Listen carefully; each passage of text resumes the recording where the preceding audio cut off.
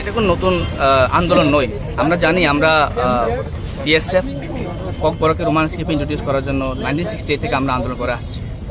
আজকে দেখা যাচ্ছে যে আমাদের ত্রিপুরা সরকার, ত্রিপুরা রাজ্যে 3-4টা ভাষা কমিশন তৈরি করা হয়েছে এবং ভাষা কমিশনের রিপোর্ট টোটাল মেজরিটি রোমান স্ক্রিপ্টের পক্ষে গিয়েছিল, কিন্তু সরকার সেই কমিটিকে সেই মেজরিটি রিপোর্টটাকে ওরা দামাচাপা দিয়ে ডেকে রেখেছে এবং ত্রিপুরা রাজ্যের ইন্ডিজিনাস পিপলের ইমোশন, তাদের ইমোশনে ওরা খেলাখেলি করছে এবং ছাত্রছাত্রীদের সাথে ওরা পলিটিক্স করছে।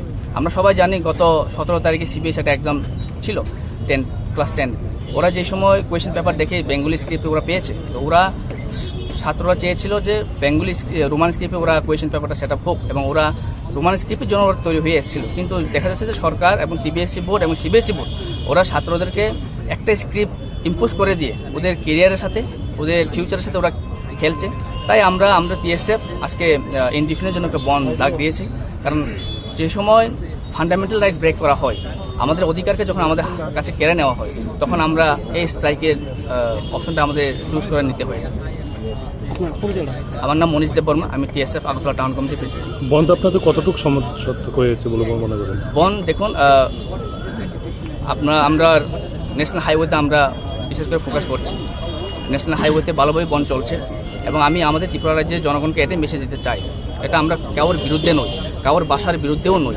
আমরা চাই আমরা ত্রিপুরা রাজ্যের জনগণ এই বনটাকে সমর্থন করুক, কারণ একজন জাতিগোষ্ঠীর বাসা যখন আঘাত করে তখন আমরাই বুঝি, যারা কথা বলে, যারা স্পিকার, ওরাই জানে যে কীভাবে মনে আঘাত লাগে। তো সবাই এই ত্রিপুরা রাজ্যের জাতি, জনজাতি, আমাদের বাঙালি ভাই বন্ধুরাও এই বনটাকে সমর্থন করার জন্য আমি ওটাকে আপিল করছি।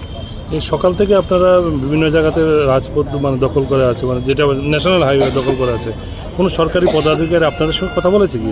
দেখুন, এখন অব্দি কোনো আসেনি, আর যদি আসেও আমাদের সেন্ট্রাল কমিটি আছে, আমাদের জেনারেল সেক্রেটারি, আমাদের প্রেসিডেন্ট, ওদের কাছে যদি যায় তাহলে যেতে পারে, কিন্তু এখন অব্দি আমাদের কাছে কোনো খবর নেই। আপনাদের মধ্য থেকে অ্যাসেম্বলিতে প্রতিনিধিত্ব করছে কয়েকজন আছে, কিন্তু ওরা এই বিষয়টাকে অ্যাসেম্বলিতে তুলে না কেন? আমাদের পক্ষ থেকে বলতে, যেহেতু আপনারা সবাই মিলিতভাবে আপনারা যে টিএসএফ আপনার সংগঠনটা কোনো নির্দিষ্ট কোনো সংগঠন দল, আমরা টিএসএফ আমরা টোটাল ইন্ডিপেন্ডেন্ট স্টুডেন্ট অর্গানাইজেশন, সেই 1968 থেকে আমরা স্টুডেন্ট অর্গানাইজেশন চালাচ্ছি। 1968 থেকে আমরা কোনো পলিটিক্যাল পার্টির সাথে নই। হতে পারে আমাদের টিএসএফের কোনো লিডার যারা আমাদেরকে লিড করে গিয়েছিল, ওরা হতে পারে অন্য কোনো দলে গিয়ে ওরা ইলেক্টেড হয়েছে, কিন্তু তার মানে তা নয় যে আমরা টিএসএফ এর লোক সেখানে আছে। কিন্তু আমরা একটা বিশ্বাস ওদের উপরে যে ওরা যেহেতু আমাদের ত্রিপ্রাসাদের জন্য কাজ করার জন্য ওরা ইলেক্টেড হয়েছে, তো নিশ্চয়ই আমরা ওদের উপর একটা খুব রাখবো যে ওরা অ্যাসেম্বলিতে আমাদের জন্য আওয়াজটা উঠাবে।